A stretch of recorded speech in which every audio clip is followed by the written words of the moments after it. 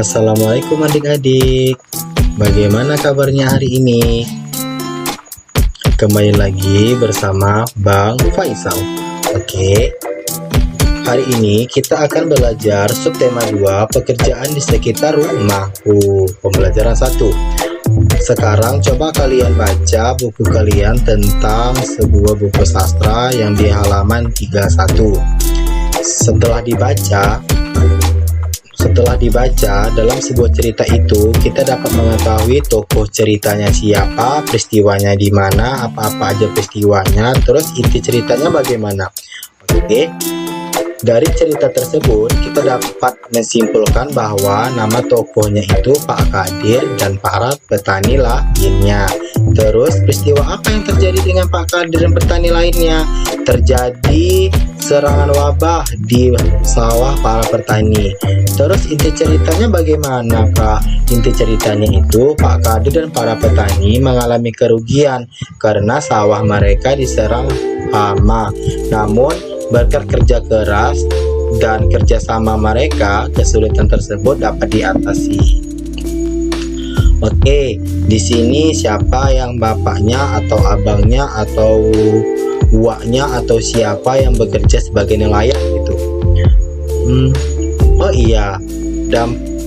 iya, kalau ada nelayan yang bapaknya atau abangnya itu menggunakan bom ikan atau pukat harimau, itu tidak boleh ya, karena bom ikan dan pukat harimau itu sangat berbahaya, yang dimana bisa merusak bagian laut, dimana itu dampak pemanfaatan teknologi bagi keseimbangan alam itu yang bisa berdampak karena menggunakan bom ikan dan pukat harimau. Peralatan yang dilarang oleh pemerintah. Hal ini dikarenakan dapat menimbulkan dampak negatif terhadap lingkungan.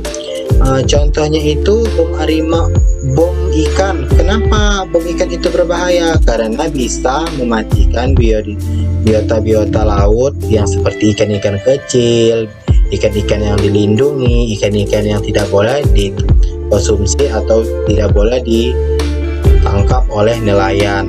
Kalau menggunakan pukat harimau bagaimana, Kak? Kalau menggunakan pukat harimau itu tidak boleh juga, karena pukat harimau itu bisa merusak biota laut seperti terumpu karang gitu. Itu bisa merusak biota laut lainnya juga. Oke, hal-hal yang perlu diperhatikan supaya keseimbangan alam tetap terjaga itu terbagi 4, yaitu yang pertama, tidak menangkap ikan secara besar-besaran, seperti kita lihat pada gambar yang di samping. Terus yang kedua, tidak menggunakan bahan peledak atau racun seperti bom ikan, meracun ikan, itu tidak boleh. Terus yang ketiga, tidak menggunakan pukat harimau yang seperti kakak jelaskan tadi. Terus yang keempat, memperhitungkan daun hidup ikan. Semisalnya ikan ini dapat kita ambil setelah 2 bulan selanjutnya. Terus perbedaan persamaan nelayan tradisional dan modern, yang dimana ada 2 lingkaran tersebut. Di dalam lingkaran ini adalah persamaannya, sedangkan di luar lingkaran adalah perbedaan nelayan perbedaan nelayan tradisional dan nelayan modern. Yang pertama itu dalam lingkaran, kita baca bersama-sama.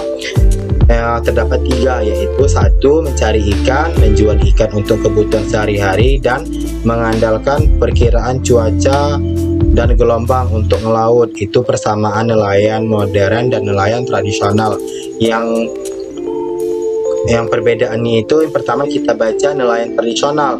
Yang pertama itu menggunakan perahu layar, terus menggunakan peralatan tangkap sederhana seperti jaring sederhana, tidak merusak biota laut. Terus nelayan modern itu yang sudah modern gitu, yang kita ketahui itu menggunakan perahu yang bermesin, terus menggunakan peralatan tangkap modern, pemanfaatan gelombang suara atau sonar. Terus baru-baru ini ada yang namanya starter lead laut untuk mengetahui perkumpulan ikan, itu tidak boleh.